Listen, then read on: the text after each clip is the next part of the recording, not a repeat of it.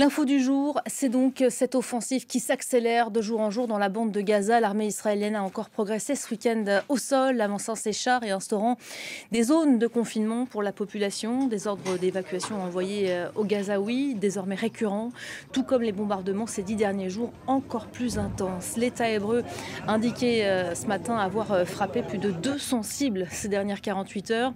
Nous allons évoquer pendant cette demi-heure cette opération et ses nombreuses victimes collatérales, très jeunes, bien souvent des Palestiniens dont certains visages nous racontent une histoire comme celle de cette fratrie de 10 décimés au cours du week-end dans la ville de Khan Younes. On va donc décrypter ces derniers développements dans l'enclave palestinienne avec un témoin, Alexandre Chatillon. Bonjour, merci d'avoir accepté notre invitation. Vous êtes directeur de l'ONG Supernovae. Vous étiez à Gaza en mars et en juillet de l'année dernière. Vous auriez dû y retourner en mars dernier, mais vous n'avez pas pu, car refoulé à la frontière par quoi? L'armée israélienne. Racontez-nous comment ça s'est passé. C'est tout à fait ça. Merci de me donner l'opportunité d'exposer les difficultés que nous, on a humanitaires pour intervenir à Gaza, comme tous les acteurs. Organiser un déplacement à Gaza, c'est complexe. Nous, on intervient dans la bande de Gaza à travers des activités pour soutenir les jeunes, les femmes. Donc, en coordination avec les Nations Unies, nous organisons notre déplacement, nous informons longtemps à l'avance, nous avons un préaccord et c'est une grosse logistique. On prévoit des rendez-vous, on prévoit des financements pour financer nos activités sur place et quelques minutes avant d'embarquer dans le bus des Nations Unies, le coup près tombe. Les autorités israéliennes mettent sur le côté quelques organisations qui ne peuvent pas rentrer. Vraiment, littéralement, une fois qu'on est en Jordanie, une fois qu'on est prêt à embarquer et à arriver dans la bande de Gaza. Et là, on se retrouve démunis, incapables d'y aller par l'arbitraire des autorités israéliennes qui ont décidé sans fondement de mettre sur le côté quelques acteurs. Est-ce qu'on vous explique? Est-ce qu'on argumente ce choix ou pas du tout? Aucun contact direct avec les autorités israéliennes. Tout se fait par le truchement des Nations Unies qui, pour l'opération à Gaza, sont d'une aide exceptionnelle pour la communauté internationale, pour les humanitaires. Nous, on travaille avec eux main dans la main. C'est eux qui nous permettent de rentrer, c'est eux qui font le lien. Et aucune explication. Un message laconique, Supernova, Alexandre Chatillon ne pourra pas y aller sans raison. Alors, c'est intéressant ce que vous nous racontez parce que c'est vrai que les simples civils ne comprennent pas forcément, alors où l'on parle régulièrement de vase clos, d'interdiction et de sortie et d'entrée dans le territoire, comment est-ce qu'on peut pénétrer, même en tant qu'humanitaire. Depuis le début de la guerre à Gaza, depuis l'entrée en scène de l'armée israélienne, les humanitaires ont quand même pu régulièrement entrer, mais dans le temps, ça s'est compliqué, ça s'est durci jusqu'à il y a 2 mois finalement. Tout à fait. Alors, ce qu'il faut comprendre et que les auditeurs comprennent, c'est que Gaza, c'est une situation unique au monde où c'est un conflit où la population est enfermée sur la zone de conflit. Prenons le cas, par exemple, du Soudan, où il y a 2 forces qui s'opposent. Les populations vont se déplacer pour se mettre en sécurité. Ça peut être en Libye, ça peut être en Égypte, ça peut être ailleurs. À Gaza, la population gazaoui, on entendra Rami en parler tout à l'heure, ne peut pas sortir. Donc, c'est une trappe. Pour les internationaux, les humanitaires, le droit international humanitaire prévoit, sans être trop abscon, qu'on puisse accéder aux zones pour apporter du soutien aux bénéficiaires, aux Gazaouis en l'occurrence, de la santé, à manger, à boire, des traitements de l'eau, du shelter, c'est-à-dire des habitations. À Gaza, c'est rendu extrêmement difficile. Alors, je le disais tout à l'heure, je rendais hommage au travail des Nations Unies qui font le lien avec les autorités israéliennes. Une collaboration qui a permis de faire rentrer en général une vingtaine d'internationaux dans la bande de Gaza, toutes les semaines. 20 rentrent, 20 sortent. Ça, sans les Nations Unies, pardonnez-moi, c'est impossible. Sans les Nations Unies, seulement la Croix-Rouge internationale est capable de pouvoir rentrer. C'est vraiment le mécanisme des Nations Unies, également UNRWA, qui permettent de faire la cheville ouvrière avec les autorités israéliennes. C'est donc 20 entrées d'internationaux, 20 sorties d'internationaux, pour des séquences qui vont de 3 semaines à 2 mois en général. Et c'est un mouvement qui est devenu de plus en plus difficile, avec des évictions de plus en plus arbitraires à mesure que le conflit continue. Et quand moi, par exemple, je ne peux pas rentrer dans la bande de Gaza, c'est toute une partie des staffs avec qui on travaille, nos équipes sur place qu'on ne peut pas payer, des partenaires avec qui on travaille sur place, des ONG avec qui on travaille sur place, qui vont fournir de l'aide dans la bande de Gaza, qui ne seront pas payés, parce que j'apporte avec moi une partie de l'argent. Quand on rentre et quand on sort de la bande de Gaza, on est fouillé la tête aux pieds avec des contraintes extrêmement fortes qui nous sont imposées par les autorités israéliennes. C'est donc peu dire qu'on a une liberté d'action mesurée. Faire rentrer de l'argent comme ça, c'est facile dans la bande de Gaza parce qu'on sait que l'armée israélienne, les autorités israéliennes redoutent plus que tout que l'argent ne retombe dans les caisses du Hamas. Aujourd'hui, c'est plus possible. Et puis, quand on parle d'entrée et de sortie, on ne parle uniquement des humanitaires, hein, puisque les Gazaouis ne peuvent pas ni entrer ni sortir. C'est la même chose pour les Jordaniens, c'est la même chose pour les Égyptiens.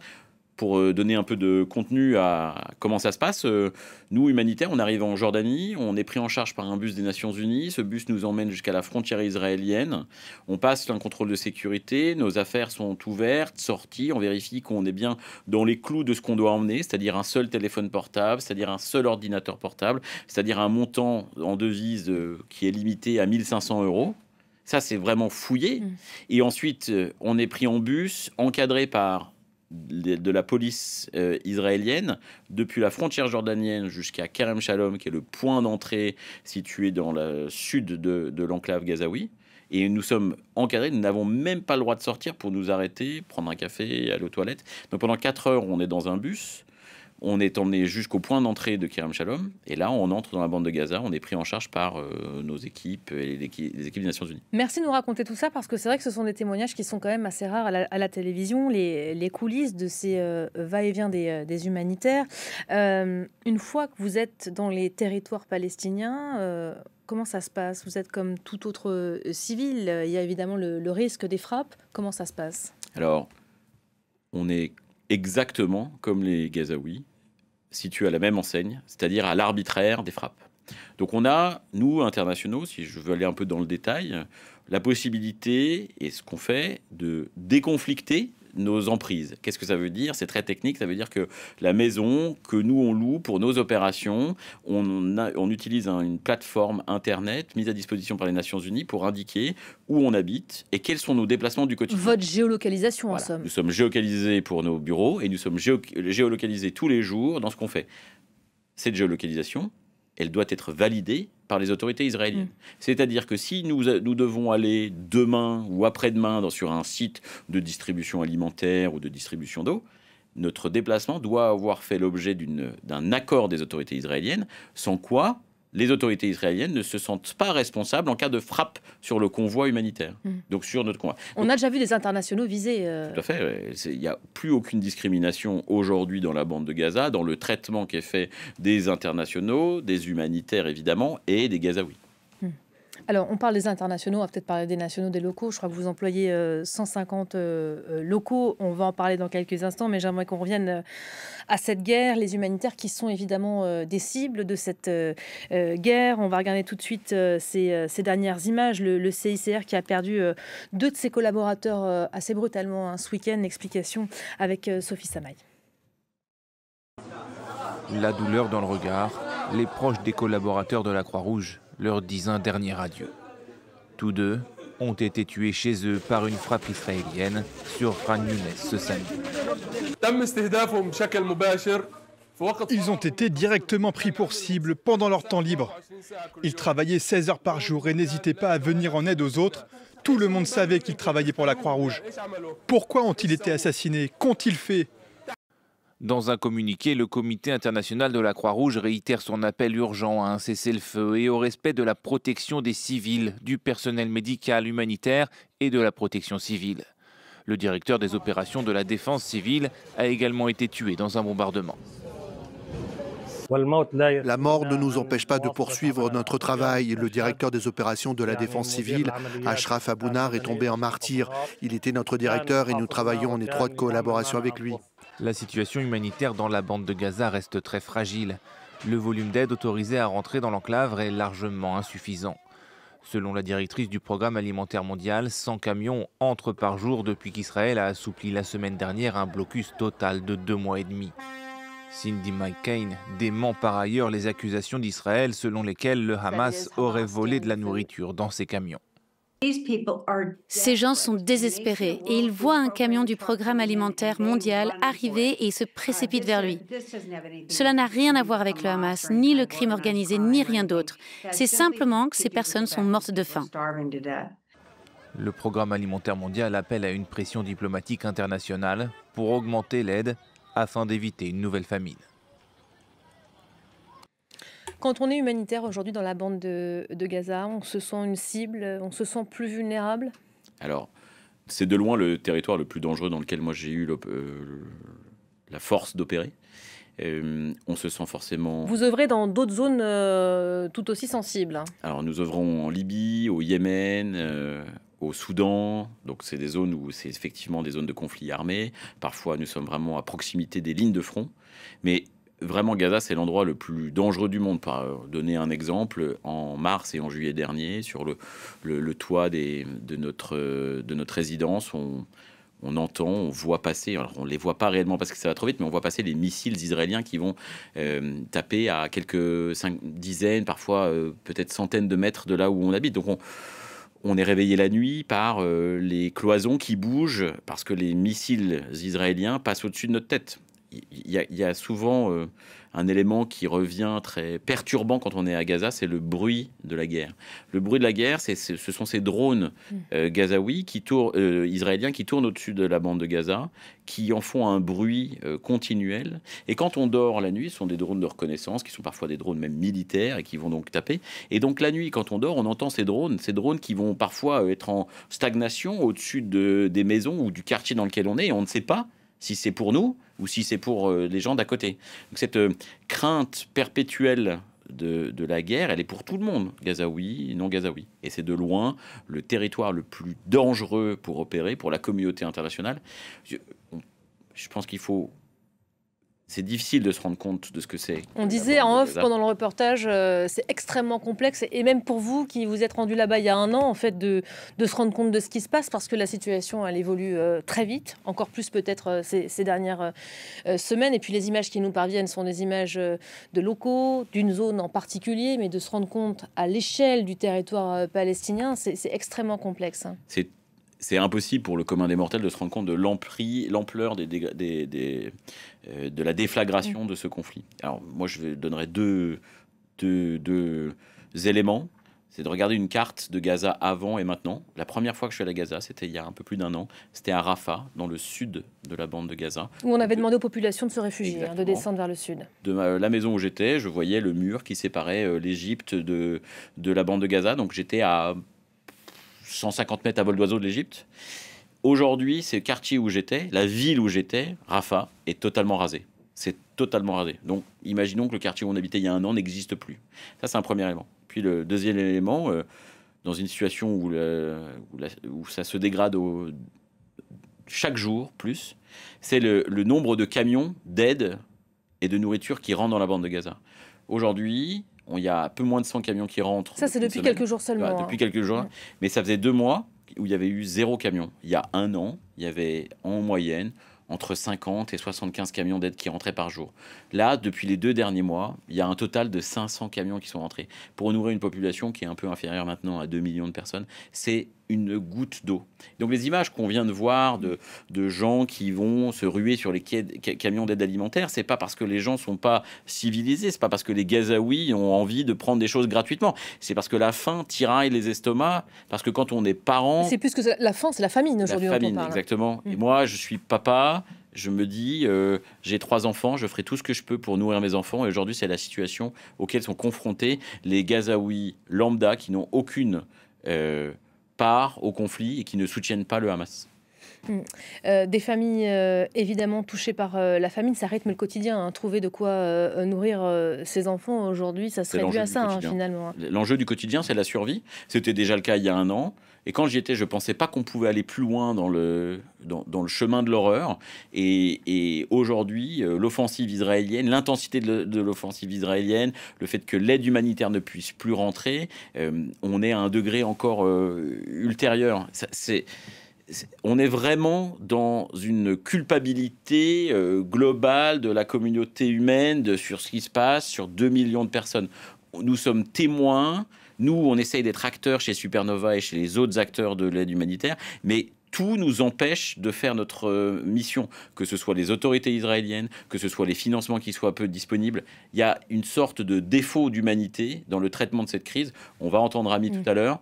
Le quotidien, c'est vraiment de... Justement, elle est avec nous, il nous attend. On va d'abord vous montrer quelques images, parce que notre rôle à nous aussi, en tant que journalistes, c'est de montrer Les visages de cette guerre, les visages de ces victimes, chaque jour plus nombreuses. Vous avez peut-être suivi l'histoire de cette famille, de cette fratrie de 10 enfants quasiment entièrement décimés pendant le week-end. Ça s'est passé à Khan Younes. Les parents médecins, la mère a vu arriver les corps de ces enfants sans vie. Explication, regardez. Une nouvelle frappe israélienne et des services de secours qui se précipitent sur les lieux pour éteindre l'incendie et rechercher des victimes dans cette maison. Quelqu'un m'entend? Il y a quelqu'un ici? Dans ces décombres encore fumants, les secours sortent, un à un, des corps d'enfants carbonisés. Nous avons flouté les images car trop difficiles à regarder. 9 frères et sœurs tués. Le plus jeune n'avait pas 1 an. C'était des enfants. Ils avaient 6 mois, 10 ans, le plus âgé 12 ans. Ils s'appelaient Yayan, Roslan, Dubran. Les voici avant la guerre, sur ces vidéos partagées par la famille. Ici avec leur père, le docteur Hamdi Al-Najjar. Leur mère est aussi médecin, pédiatre à l'hôpital Nasser. Quand il est sorti des décombres vivants, le docteur Al-Najjar ne sait pas que 9 de ses enfants sont morts.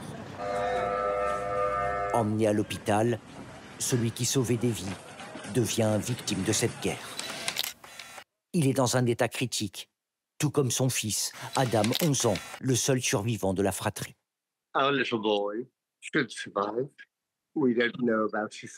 Le fils devrait survivre. On ne sait pas encore pour son père.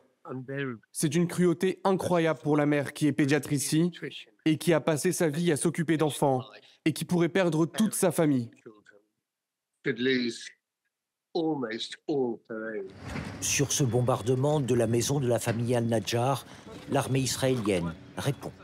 Un de nos aéronefs a frappé plusieurs individus soupçonnés d'opérer depuis une structure adjacente. L'affirmation concernant les dommages causés à des civils non impliqués est en cours d'examen.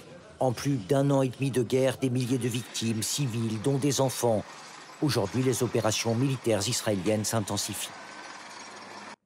Voilà l'histoire de cette famille qui a évidemment ému le monde et qui nous témoigne finalement de l'horreur vécue par tant d'autres familles palestiniennes. Bonjour Rami Abou Jamous, nos yeux et nos oreilles à nous à Gaza. Et je crois d'ailleurs que vous vous connaissez tous les deux. Alexandre Châtillon est avec nous.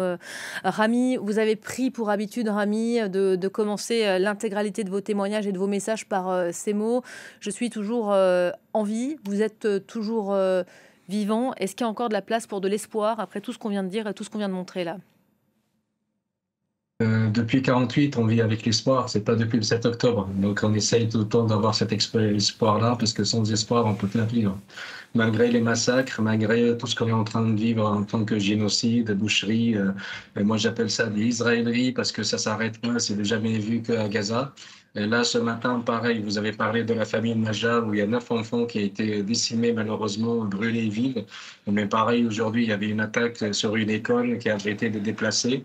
Il y a eu 36 morts, la majorité ce sont des enfants et des femmes, et ils sont pareils, ils sont morts à vivre. C'est parce que vous avez vu l'image de la petite fille Ward Sheikh Khalil qui essayait de sortir des flammes, et c'est la seule survivante de toute sa famille où toutes 9 personnes ont été tuées.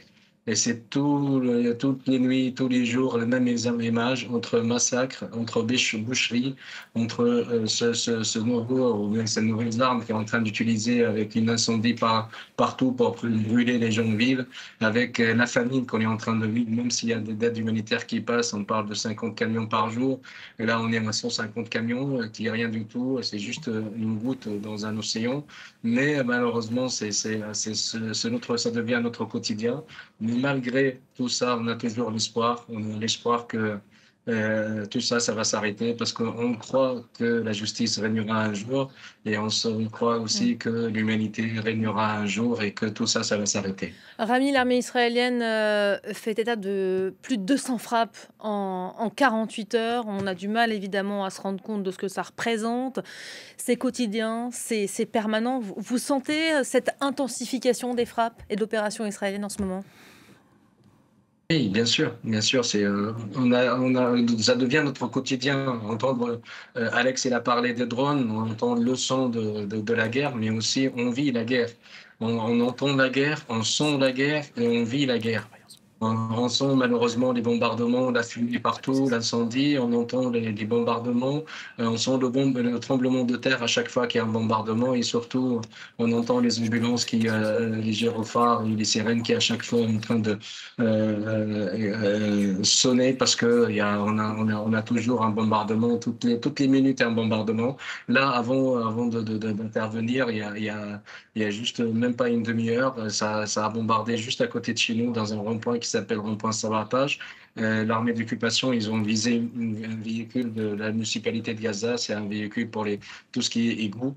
Et malheureusement, ça fait aussi partie des cibles que les Israéliens bombardent, tout ce qui est infrastructure, tout ce qui est véhicule d'infrastructure, justement pour anéantir toute la vie à Gaza. Et on n'a pas les secouristes, ils ont du mal à secourir les gens, les ambulanciers, ils ont du mal, le système de santé, il est anéanti, les hôpitaux, la majorité, ils sont hors service, il n'y a pas de matériel médical, il n'y a pas de médicaments, donc toute notre vie devient un enfer, et ce mot, ils l'ont utilisé, ils sont en train d'appliquer mot à mot, on vit vraiment un enfer où le bombardement, c'est 24 heures, et surtout, c'est toujours la famille. Rami, j'en profite parce que vous venez de dire Alex, donc on comprend bien qu'avec Alexandre Chatillon, vous connaissez tous les deux, et je crois qu'il a une question pour vous. Rami, content de te voir, ça fait longtemps. Tu peux nous faire un petit point quand tu parles de famine, ce que ça veut dire? C'est quoi le prix d'un kilo de tomates en ce moment? Moi, quand j'y étais l'année dernière, un kilo de farine, c'était quasiment 5 $ et c'était très difficile à trouver. Aujourd'hui, c'est quoi? Malheureusement, c'est 50 fois le prix. Moi, il y a 4-5 jours, à peu près une semaine, j'ai acheté un sac de farine. Le sac de farine, c'est 25 kilos. Et je l'ai acheté à peu près à 3000 shekels, ce qui fait à peu près 900-800 €. Et ça fait à peu près le kilo de la farine, il est à 20 €, 25 € à peu près, juste un kilo. Ce matin, j'ai acheté de tomates avant de venir. Le kilo de tomates, il est à 40 shekels, à 10 €, alors qu'avant, le kilo de tomates, il est à 1 shekel. Donc, il est à 40 fois le prix et encore, si on peut le trouver. Moi, j'ai de la chance d'acheter quelques tomates pour mes enfants, mais on a des centaines de milliers de personnes qui n'ont pas cette chance-là et qui vivent malheureusement, qui dépendent d'aide humanitaire, qui est très rare malheureusement, et qui dépendent de ce qu'on appelle des tequillas, les cuisines communautaires. Et vous voyez les images, comment les enfants et les femmes ils font la queue pour juste à la fin avoir une assiette, au meilleur des cas des pâtes ou bien des